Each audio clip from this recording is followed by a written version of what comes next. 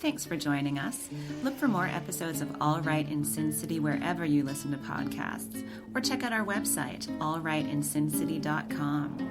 For information and announcements of new podcasts, sign up to our email list or follow us on Facebook and Twitter.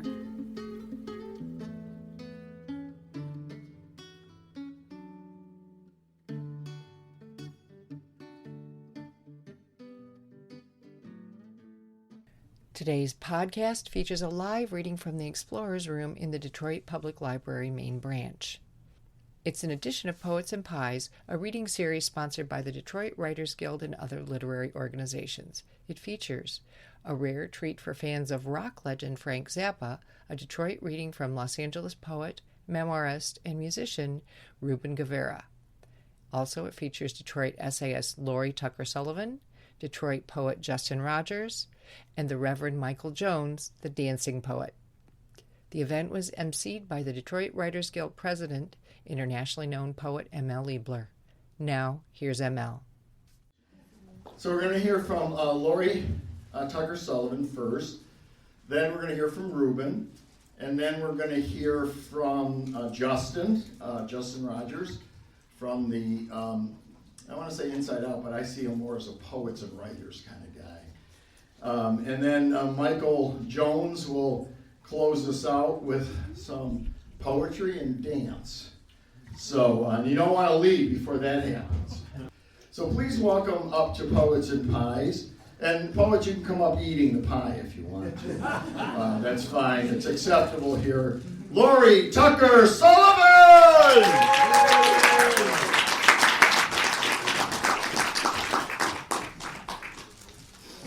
Thanks, ML. Thank you for all of the things that you do for literary life in Detroit. As he mentioned, I am working on a manuscript, a book that will be released about a year from now, about the widows of rock stars that died young. I'm going to read you a chapter from that book. The book is I Can't Remember If I Cried, Rock Widows on Life, Love, and Legacy. And that title comes from the song American Pie. There's a line, I can't remember if I cried when I read about his widowed bride, which was about Maria Elena Holly, the widow of Buddy Holly. The song is about the day that Buddy Holly died and the day the music died. In 2010, my husband Kevin passed away after a 3-year battle with cancer, and I found myself looking for a group of young widows that I could relate to. And it was difficult to find this group, and I was also finishing my MFA in writing, and I was headed to Louisville where I was studying, and there was a story that came on the radio about Yoko Ono, and I thought, wow, I have this whole new level of respect for Yoko. I don't hate her anymore. She's done so many wonderful things. Since she lost her husband, she's continued her music, and she's raised a son, and she's honored John's legacy, and so there must be other women like that out there. In this area, there are so many women who lost their husbands young in the area of music and rock and roll. And so I started tracking them down and finding them and interviewing them, and it became my project. They became my grief group. And just a little over 6 or 7 months ago, I received a contract, and it is going to now be a book, and it will come out early next year. So I'm going to read you tonight the chapter about Gloria Jones. She was a Motown backup singer, songwriter, and she was also the lover of Mark Bolan from the band T-Rex, and this is about our day in Hollywood. Gloria Jones sits in the Rainbow Room, the famed Hollywood location of 70s rock excess. With her hair cropped short and dyed yellow blonde, she's comfortable in pants and a t-shirt, a far cry from her days as a backup singer and partner of Mark Bolan, leader of the group T-Rex. This was the place in the 70s, she says, her rough voice unexpected of a former Motown backup singer. We used to hang out here with Harry Nilsson, Danny Hutton from Three Dog Night. I remember nights with David Bowie and John Lennon. It was amazing. I'm talking 73, 74, such wild days. Gloria pauses and looks around. I haven't been here in a long time. It was easier for tax reasons not to stay in one place too long. We had a place in Monaco, a house in London, and a home here in Hollywood. We would drive up here in Mark's gold Cadillac.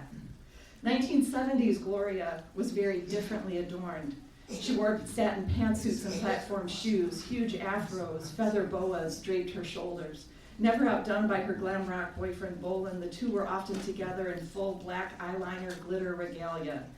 Though still stunning, Gloria bears the scars of time and trauma. The auto accident that killed Bolin in September of '77, the one in which Jones was driving, also broke her jaw and altered her voice. And though their tax exiles travels were exciting, they came with a high cost. Before meeting Bolin, Jones was a successful singer, songwriter, and producer. In 1964, Jones charted with the original version of Tainted Love.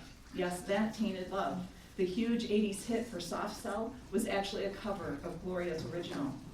She wrote hits for the Jackson 5, the Commodores, and Gladys Knight. Simultaneously, Bolin's career was exploding in the UK. He scored 13 #1 singles, including Get It On, Bang a Gong. The success of that song brought him to the US. The success in the UK with Get It On opened the door for him to come to America, says Gloria. He toured the country with ZZ Top. He had one gig in Long Beach that would have broken things open for him here, but he got laryngitis and couldn't go on. Can you imagine when they told those people that T-Rex wouldn't be performing? Gloria lifts her hands in the air. This is fate, she says. This is life. How do you make all those pieces fit? You're so close to having everything, and just like that, she snaps her fingers. Fate and destiny are notions she returns to often. Mark understood destiny. He understood. His mother bought him his first guitar when he was 9. He would watch Cliff Richard and the music stars. He knew he wanted to be a star, she says, not just a performer, a star. Gloria credits the same destiny for bringing them together. Their paths crossed multiple times before they started a relationship. I was performing at the Aquarius Theater on Sunset in Hare, she says. I was invited to Mercy's house for a party. Mercy was one of Frank Zappa's GTO girls. She said that I had to come over and meet Mark Bolin of T-Rex. I had no idea what she was talking about. I didn't party, but that night I decided to go. A classically trained pianist, Jones was at the piano when Bolin arrived, wearing platform shoes, satin pants, and flowing sleeves. He walked into that room and lifted his arms, making those sleeves look like wings. He saw me sitting at the piano, and he gave me a look as if to say, well, you might as well get up, because the star has now arrived. Whatever you think you're doing, it's not happening. That was our instant connection. She tells me, then in the summer of '72, I toured with Joe Cocker. We performed at the Crystal Palace Bowl. After the show, Joe took us all to the Speakeasy. Mark was there with Elton John, and he said to Joe, you'd better be careful with those girls. Joe said, who, these? These are my backup singers. Mark looked at us and said, I'd still make sure they don't rob you. He looked at me and he smiled. I'll never forget that face. 2 weeks later, I got the call from Mark's manager. He wanted to have a meeting. The minute I walked in, when Mark saw me, he was so happy. He knew me from the popularity of Tainted Love, and of course we had had our chance encounters. Jones sang backup for T-Rex at a time when Bolin was a full-fledged teen idol, and the two soon became lovers.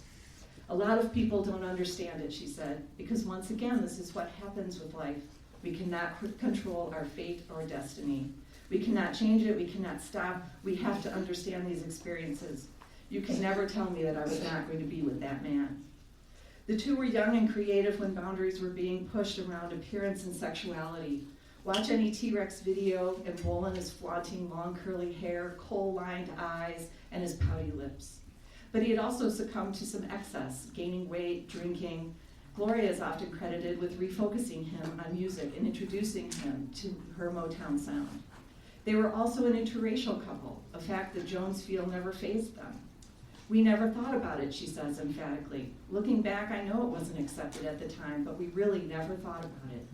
We were in Atlanta one time walking through the airport. Mark had on backless high heels. He had on glitter and he had a boa. I had all the big hair. Someone pointed to us and said, look there, look at those freaks. They probably thought we were two women, but we just laughed it off. While visiting their California home at Christmas time in '74, Gloria became pregnant. Mark came from the world of rock and roll and fantasy, but he said in an interview that the one thing that brought him the most joy was having our child. With Roland, he was able to go outside of himself. Once Bolin's career stalled, he was contracted to host a televised afternoon music program called Mark, a platform that he actually used to introduce punk music to UK audiences. After recording the season's final episode with his friend David Bowie, Bolin and Jones went out to dinner. Bolin never learned to drive because he thought he would kill himself in a car. That evening, his Rolls Royce had been loaned out to a friend, so Jones drove in their Mini. Several friends joined them over the course of the evening to celebrate the last show. As they drove home, with Jones' brother Richard in the car behind them, the Mini struck a fence and hit a tree. Bolin was killed instantly, his body found pushed to the back of the vehicle. Jones lay unconscious across the hood with broken bones and lacerations. She awoke from a three-day coma to the news of Bolin's death. I woke up days later and Mark's manager, Tony Howard, came to me. He said, "I have very bad news. Mark is gone." The funeral had already taken place earlier that day, attended by hundreds of fans. Jones remained in the hospital for several days with her brother Richard at her side. My brother was with me and he didn't allow mirrors in the room, so I didn't know how badly I looked. I waited one night until everyone left and I went into the bathroom. I saw my face. My head was the size of a basketball. I was cut, I had stitches all over. I looked in that mirror and I said, "Who is that?" I made it back to my bed crying and a nurse came in and took my hand. She said, "You can make it," but I just didn't know how I ever would.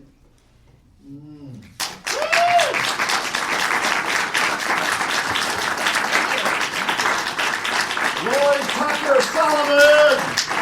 And connected to this, Mark Bolin is now being inducted into the Rock Hall of Fame after a lot of hard work on Gloria's part. So,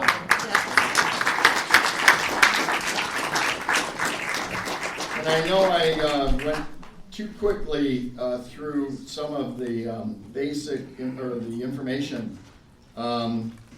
Lori's a Detroit-based, you better get out to Hollywood. Detroit-based writer, poems, essays, and stories, but she has an MFA from Spalding University, which specializes in creative nonfiction, and that's definitely worth noting. She's been nominated for Pushcart and notable essay for 2015, which is pretty good, in the American Essays book, 2016. And she has this new book that she signed a contract with BMG, a record book company, and comes out at this time next year? This time next year. Okay, so January, and it sounds fantastic. Thank you for that.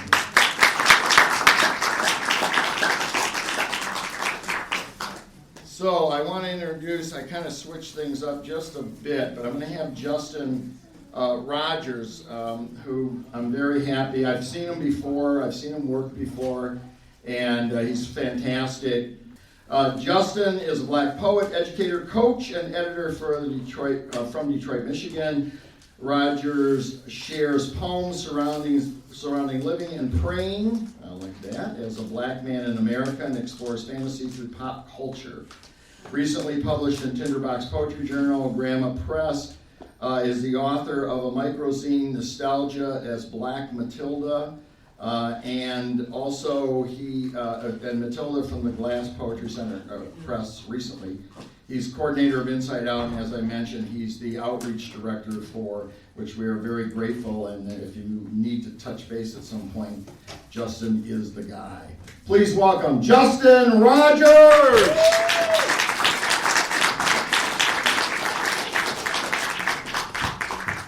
How y'all doing this evening? Folks feeling good? Yeah. This is my 4-year-old who just followed me up there. Say hi, Eli. Say hi.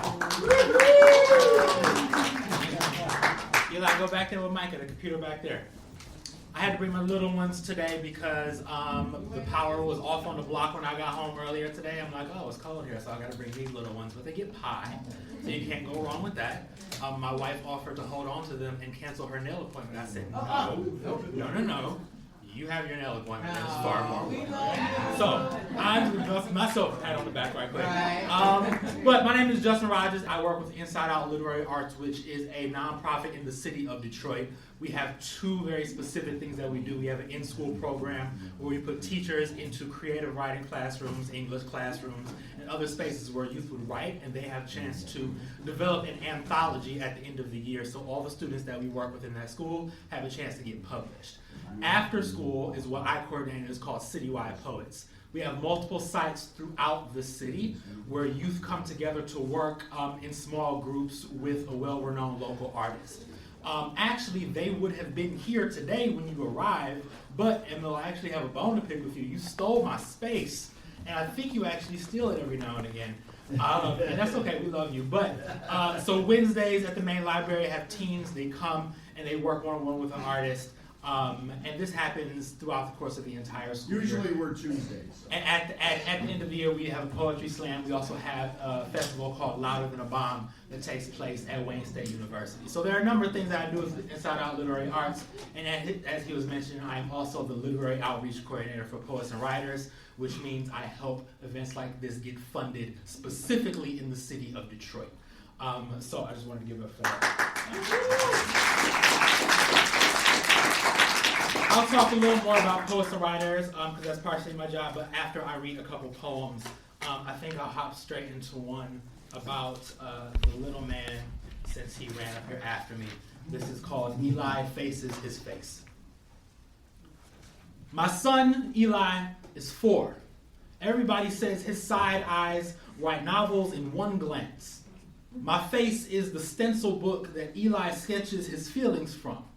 I'm 28 and I know better, but my face still doesn't know how to keep the eyebrow low, the mouth shut, how to hold a smile like a lie either. My face is a bad blueprint, a misleading map spilling what's wrong with you over every conversation my cheekbones visit. I feel like a 4-year-old, like he's so cute until you ask him to do something, until he wants to change the subject, and then I become fake. What's wrong with him? Why he do his face like that? At 28, Eli will begin to feel how one end of his mouth becomes a fisherman's hook, piercing every word it doesn't agree with. His smile's an inherited delusion where every conversation is bait. His jaw a question mark, his face rogue, untrustworthy, never saying what's on his mind, so shady, he must not check the mirror, no home training. What will his children do with faces so quick to reveal the tongue before it is ready to slice?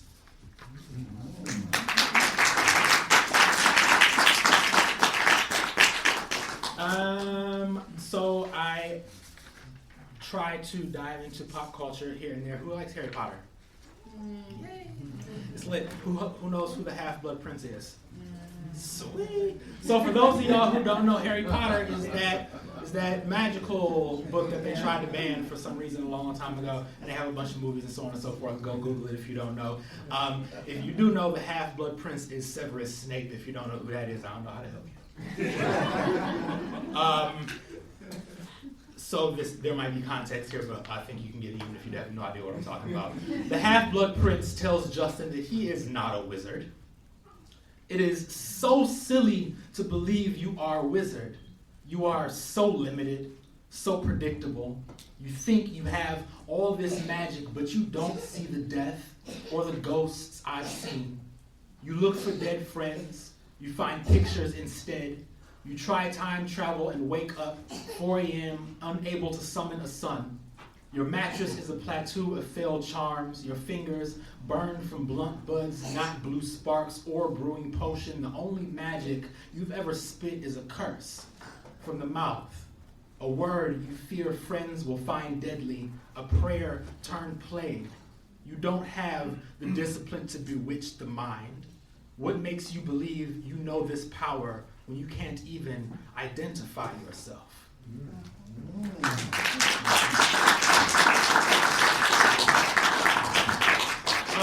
This is from my chapbook called Black Matilda. Who knows who Matilda is? The little girl who moves stuff with her mind in that one movie, and the dad is the bad car dealer. Google it if you don't know. I was like, yo, but what if Matilda wasn't white like in all these other movies? What if Matilda was a little black girl, but person just in general? So I wanted to be able to have that approach and see like what is this overlap with magic and youth and this little person who can move stuff with their minds and likes books and so on and so forth. This poem in particular does not touch on Matilda, but it's very near and dear to my heart and a center to this particular chapbook. This is, don't you know worrying will make you unstable? 1. Don't you know worrying? Yeah, worrying is my homie from round the block. One time we smoked till my whole body shook, till I didn't know his name anymore and began to mistake worrying from my mirror. Since then, I've given worrying all my best clothes, split every meal and watched worrying's half rot in the sink. Worrying cigarette butts litter my bedroom. I smell worrying in my sleep, see worrying scattered across my pillows, taste it burned into my lips. 2, a prayer for anxiety. I leave bits of trash from visitors everywhere in my house. I pick around them like parents afraid to disturb their sleeping children. I like being reminded that my friends are only human. My friend says that she had a gun to her head last week. She was my last visitor. Left a half-empty Pepsi and a plate of ashes in the backyard the week before that. Adds a new cigarette butt and a Pepsi to the collection while she talks about her brains not on the floor. I feel like I'll discard a memory like this too soon, that I'll be left cleaning brains with nothing to soak up the blood. And this is not worrying, it is being selfish. And I don't want to be selfish with memories of my friends. Amen. 3, how worrying will make you doubt anything. Worrying locked himself in my house, lived inside the walls until they began to rot, and I stopped trusting the walls. The rot began to crawl across the floor, and I stopped trusting growth. God asks about faith, about valleys of shadows that I shouldn't fear, but the evil looks like me, and I haven't learned how not to fear myself yet. My body begs to sleep more. Sleep locks me in a house where the walls are rotting and asking me who I trust, so I stopped trusting myself. 4, such a person is double-minded and unstable in all they do. James 1:8. I am only hungry for the offerings that worrying has left in my sink, for the things I can't control, like my memories, like my double mind. I pray everything from God but my mind. I never ask, just hold worrying like a commandment. This is not instability. It's knowing worrying like a childhood friend, like a memory that I can't live without.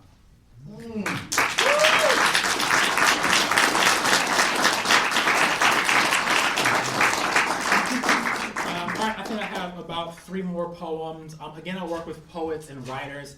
If you're unfamiliar with Poets and Writers, it is a nonprofit organization that's stationed in New York. They originally were based in New York and began funding artists in that area just for literary events just like this, workshops, so on and so forth. They also have a well-renowned magazine and a very, very strong website where you can look up other artists, where you can register yourself as an artist. They have this online notebook where you can literally keep up with everything you're doing as an artist, different ways that you can look up different contests, submission opportunities. So it's a very, very good resource. If you're technological, look up pw.org. If you're not so technological, talk to me and I can help you find pw.org.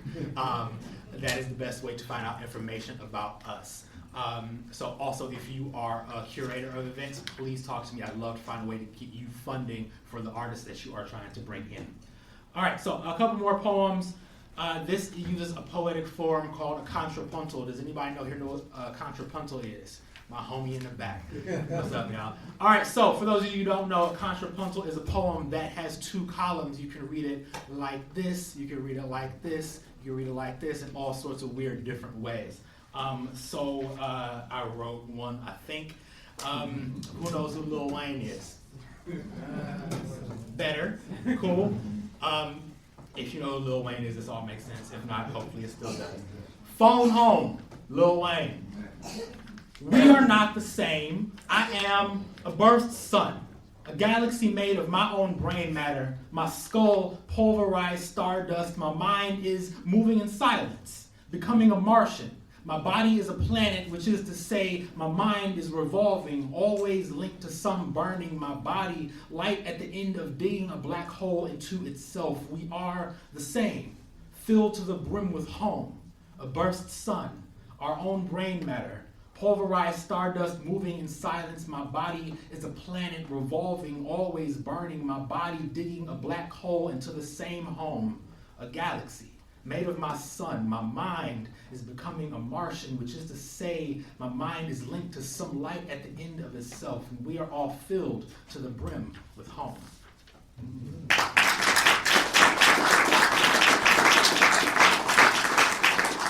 Cool. I'm going to end on these two last lighthearted poems. Thank you again for having me, ML. It's great to be here. And the pie was dope.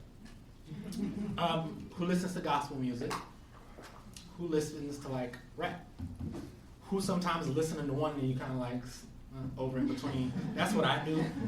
Sometimes we're real holy, but sometimes I need the baby, and like the baby can be holy too. So this is titled Turn Gospel. Sometimes the gospel is turned. The choir, a synchronized dab, and the church bows its heads over and over on beat like the war is over or just beginning. It's something about that bass line behind an open bottle of hallelujah that reminds all the saints that the devil is offbeat, and stay grimy with it. How the war is never over when the saints still think Jesus was offbeat too, like he didn't prophesize Kendrick Lamar and give him to the hood as gospel, like these ebonics not sacred, a scripture, how we stay saved. Sometimes the turnt is gospel. The twerk, a ghost that can't be shook. The block party, a grill filled with communion. What blood have we shed to eat ribs whole? How much wine is soaked up by our graves? When the beat drops, so do our burdens, and the code switches back to black, and some people think it don't take all that. Think that we need to behave ourselves like God didn't gift us survival instincts, like these hands can't knuck and pray. The turnt is testimony. The blessing is how God fills our cups to the brim, and we drink and lift every voice in chorus. Yeah!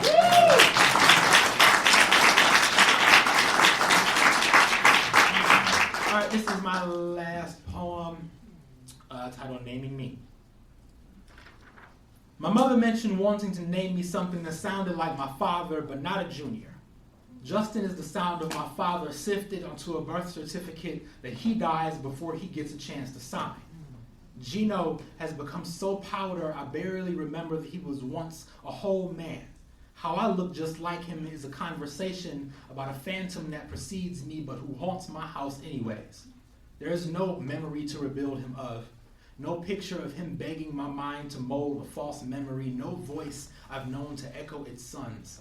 I know nothing of a father, of a Gino, of mourning. I don't know how to grieve something I never gained but was made to sound like. My mother mentions wanting to name me something that sounds like Gino, or maybe my mother doesn't know how to grieve either, and Justin was the closest that she could get.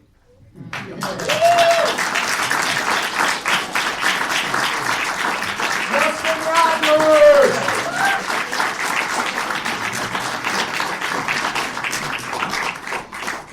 Now you got some of those books with you in case people are lining up? Folks should check it out at glasspoetrypress.com. I do not have any more copies on me. Folks have bought me out. So glasspoetrypress.com. That's a good thing. I'm going to call the Reverend Michael C. Jones up. He's going to read you a poem, and then he's got to get to his next gig, and then I'm going to bring Rubén up to thrill you. Rubén does have a few books left. Please welcome Detroit's dancing poet, but not dancing yet, the Reverend Michael C. Jones from the Detroit Writers Guild.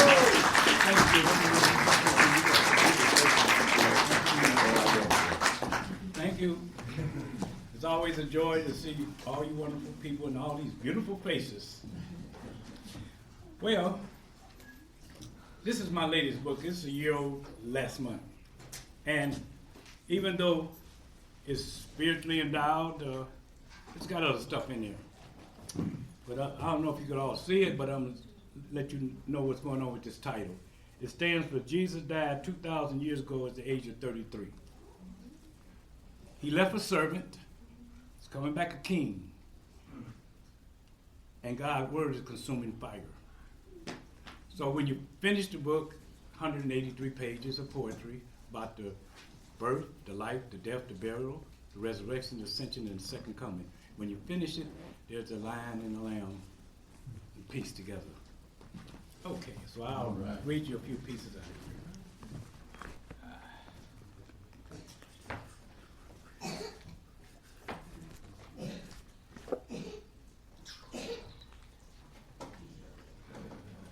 I know old time we used to stick stickers in here, but I didn't stick any in here today, so bear with me.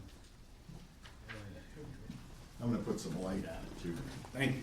You know, when you get A lot of people, when you get in the 70s, you need light. I'll put it like that.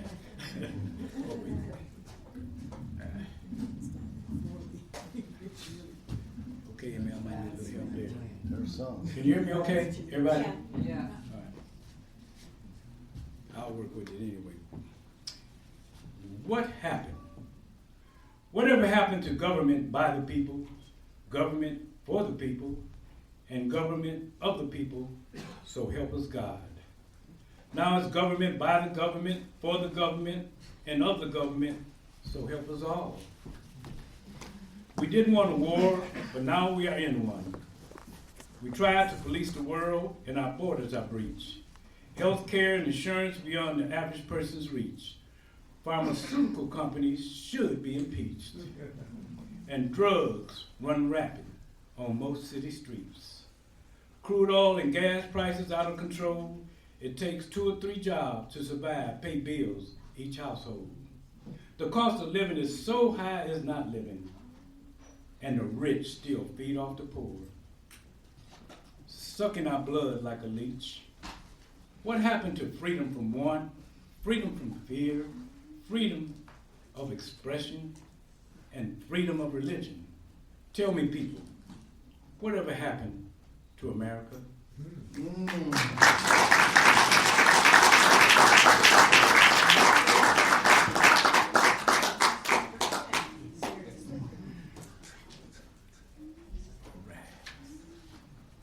This next one is entitled Aretha, the Queen of Soul. A glimpse of heaven from the divine. We were given Aretha Franklin forever in time. She loved her family immensely. Aretha showed love, taught respect, believed in unity. People in Detroit was her community. She loved people, from her wealth gave generously, lifted up the poor and needy, helped them break free from division, hate, strife, especially poverty. Her song, I'll never love a man the way I love you. How we all should love, stay loyal, strong, be true. She sung for the Pope, a Pavarotti stand-in. She brought the house down, sung opera for her sick friend. Sung at M.L. King's funeral, taught advocacy, rebirth. The angels bowed, came to earth. Had no choice, wanted to be closer to her voice. Aretha gave God his glory and told his story. The love is everlasting choice. Youngest person awarded the Medal of Freedom. First female inducted in the Rock and Roll Hall of Fame. Her song, Respect, took her beyond stardom. World, I'm talking about a black lady, Aretha Franklin's her name. She sung at 3 presidents' inaugurals. Our sister, blessed beyond all expectations, taught humility to the world, including our nation. Aretha's riding through the clouds in heaven, riding her pink Cadillac singing, Amazing Grace, Lord, teach your people love and respect. I'm with Christ my Savior, in peace, my soul at rest.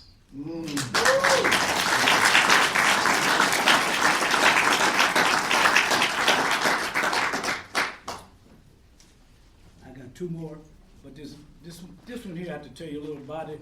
It's, Get the microphone, Mike. okay. Get the microphone, Michael, huh? All right, thank you. This particular poem was inspired by Barack Obama. I don't know if you remember, I think it was Sandy Hook when those people got killed and he came and made a speech and Gabby Gifford got shot in the head, but she recovered. I think I got the right school, but anyway, it was inspired through all those school shootings. And it's entitled, What Will You Bring to the Table This Year? What will you bring to the table this year? Joy, laughter, a smile, a tear, a pity party, or degradation, hope, promise, exaltation? Bring many smiles and cheers. We can't undo yesteryear, but we can bring to the table a willing heart, ready and able, a mind awakened from the dead, lightened by what the word of God said. willing to fly to worlds unknown, landing gracefully around the throne. Love your nation, family, sister, and brother. Pray for your enemy. Love one another. Believe in all the good that you can do. The angels will help to see you through. Spend more time communing with God. We are the saints, the past we tried. Do right even when it feels wrong. It is the right that makes the heart strong. Don't hide the beautiful you that's in you. Be confident in all the things that you do. Remember, brothers, sisters, kings, and queens, you are the new birth, sealed and redeemed.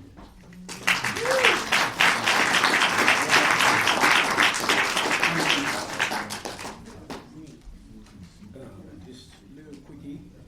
This is my last one. And it's A Colorblind World. I cannot wait to live in a colorblind world when all nations stand together, rainbows of flags unfurl. Peace run rapid, hearts flutter, loving each other as sisters and brothers. Justice flows like a river whirl around. We dance at sunrise, joy abounds. The world's people on one accord worship, praise, and thanks to the Lord. Promise of today is glory to be, marvelous future too bright to see. In this colorblind world, you don't need glasses to see. Your heart is your eye's sight, and love's the only key. Thank you. All right.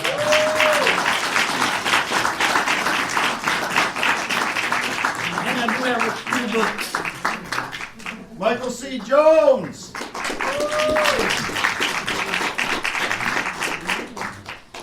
All right, I'm going to introduce Rubén Guevara to you. Rubén is his new book, which is available back there, and you should get it and get it signed while he's in town, because the last time he was in Detroit, he played at the Masonic Temple in 1973, so you might have seen him there. He started out as a singer, an actor. He's from East LA.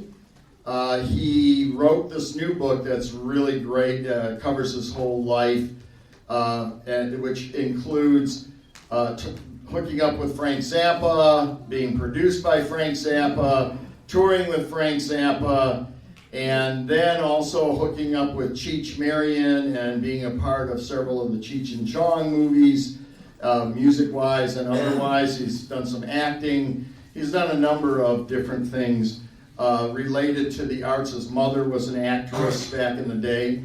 And he's a wonderful person. He's an activist. And I met him out in Los Angeles. We did a gig together, and we're going to do more of those as we get out there. Please welcome Rubén Guevara!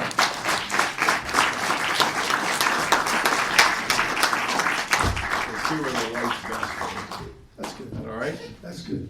Thank you, Mr. Professor Liebler over here. Did a couple of his classes today, and it was a trip. Great students, man. Really good students. Good questions. Attentive. It was inspiring. You know what's good about doing talks with students is that you get to hear what the new generation's up to, you know? And the kids are all right, man. You know, we're going to be all right. Don't worry about it. Yeah, they're very, very caring, very, very human.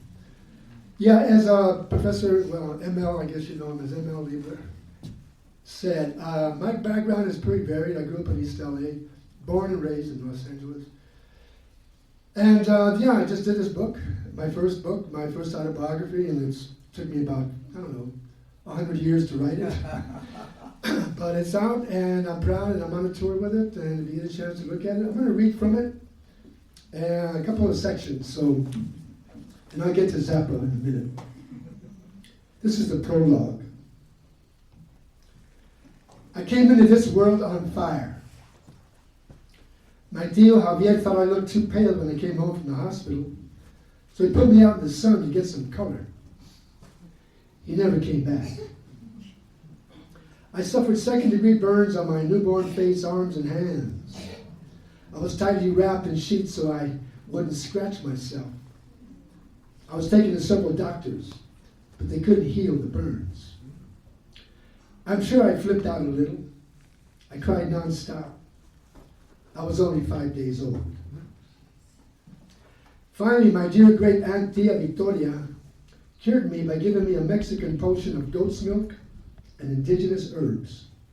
And miraculously, I recovered. Well, that's the way my life started out. And that's pretty much the way it's been.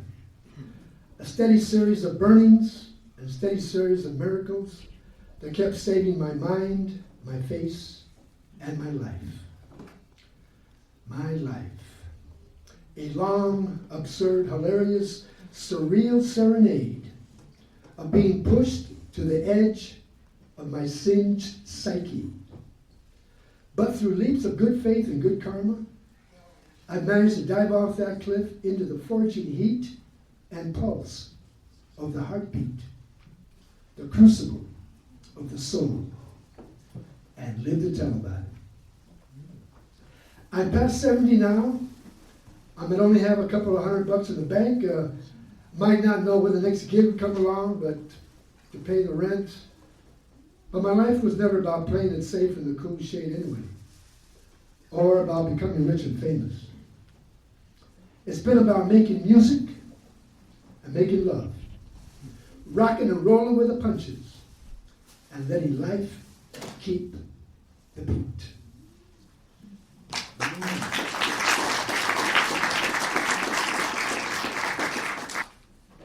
Thank you. Yeah, I met Frank Zappa. I went to a concert of his in 1968 when he released an album called Cruisin' with Rubén and the Jets. I went to the concert because he was this radical, crazy hippie guy,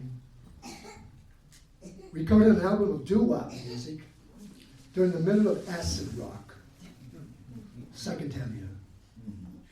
And I'm a kid of doo-wop. I grew up with it, sang it. And a piano player from his band was in town, an old friend of mine, just got back off tour with him. Anyway, my friend Bob Harris, the keyboard player for Frank, said, "Hey man, I'm gonna go up to his house and I gotta settle some business. Do you wanna go?" "Sure man, let's go." Right on.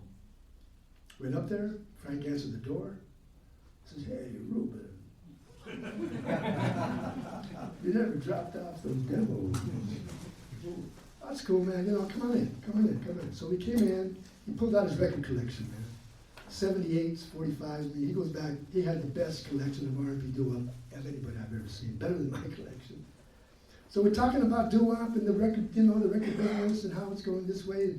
He took a chance with the rock and roll doo-wop record with the Mothers of Invention. And then we started talking about classical music. And that's what I was studying at the time in school. The modern guys, like Stravinsky, Bartok. I like the avant-garde crazy shit. And so did he. We're talking about doo-wop of the 40s and 50s, and then modern classical composers. So we had a spectrum going on, and I think it created a sense of unity, I guess solidarity. So the sun's coming up, and he said, "How would you like to stage a real Rubén and the Jets?" I thought about it a minute, and Frank, man, rock and roll is dangerous, too many detours. Took a long look at me and said, "Build your own roads." I thought about it, and plus, I'll produce your first album, and you can go on tour promoting it with us. So, "Well, man, thank you, let me think about it." I thought about it and said, "Well, this is too good of an opportunity to pass. I could deal with a little bit of rock and roll madness one more time, let's see what happens." Put a band together, he liked it, he signed us, produced our first album, went on the road. Anyway, the band went crazy, like all rock and roll bands do. We tore up hotels, we got banned for every Holiday Inn across the country. Came back, the manager was pissed off, fired the band, and I was supposed to start up a new band. I didn't feel like it, I was burned out. Anyway, this little section here from the book I'll read, my last recollections of Frank before he passed away. The last time I saw Frank was on a panel discussing rock music in Santa Monica, organized by Lee Ballinger, co-editor of Rock and Roll Confidential. My talk was on the influence of Afro-Latin music on U.S. pop culture. I think Frank talked about censorship. A few years later, I ran into Gail Zappa at the Club Lingerie, where their sons Dweezil and Amit were debuting with their new band called Zappa. She told me that Frank was very sick, that I should go visit him. Regrettably, I wasn't able to, and he passed away shortly thereafter. I wrote an obituary in Rock and Roll Confidential praising his courage, genius, sense of humor, and his unswerving love and devotion to his kids. I am grateful for him offering me the opportunity to work with him and for allowing me to experiment with my crazy ideas. I didn't exactly create or recreate, I didn't exactly succeed at recreating my rock theater idea, but instead the Jets, Frank and I created 2 damn good albums. We rocked the hell out of many shows, getting encores where new opening bands never did. Not bad for a band only 2 years old. And yeah, goddammit, it was glorious rock and roll after all. At least it was in my mind. May you rest in peace, Frank. Bill Wilde, Clarence Matsui, Jim Motorhead Sherwood, and Tony Duran. I'll always love you, crazy brothers.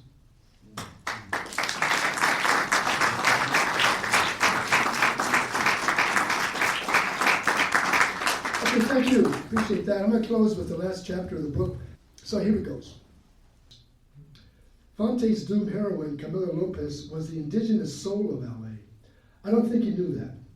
She was the desert, the sun, the sea, the mountains, the nopales, the wildflowers, the wildfires.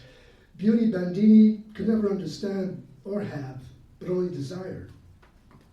He, like so many immigrants from the Midwest and East, came to a place that promised fast women, sunshine wrapped in skin-tight gold lame. They didn't expect the dust, the dirt, the shit, the piss, the vomit, the stepped-on shattered dreams on shiny black quicksand sidewalks. And with all due respect, Mr. Fonte, it wasn't marijuana that killed Camilla. It was the color of her skin, a constant reminder that she was Mexican in the town and country that despised her.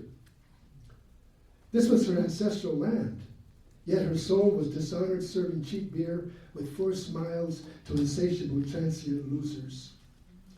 It was the oppression of dreams and hope that killed her, like it almost killed me. Yeah, I know you, LA, and I know you know me. You are the birth and the death of my dreams, and the fears and doubts and guilt that almost killed me too.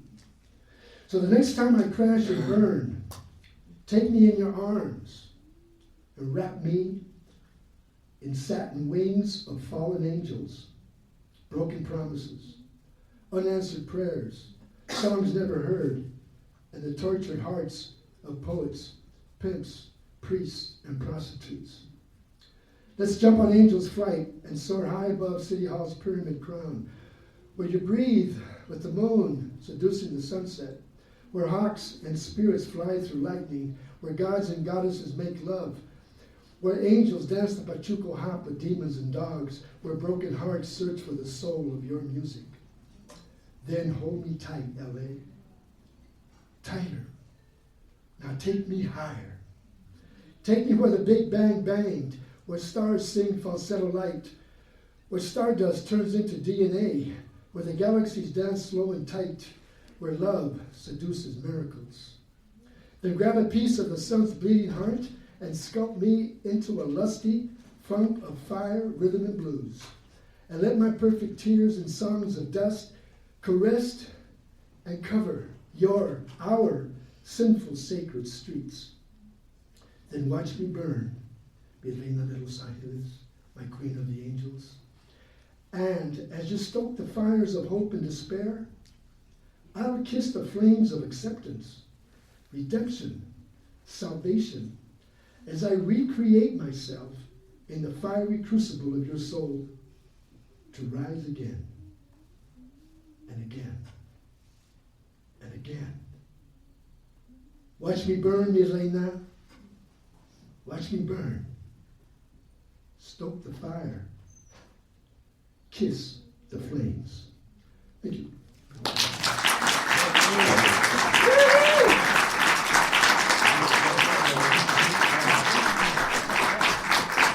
Rubén Guevara from East LA. Thanks for joining us. Look for more episodes of All Right in Sin City wherever you listen to podcasts, or check out our website, allrightinsincity.com. For information and announcements of new podcasts, sign up to our email list or follow us on Facebook and Twitter.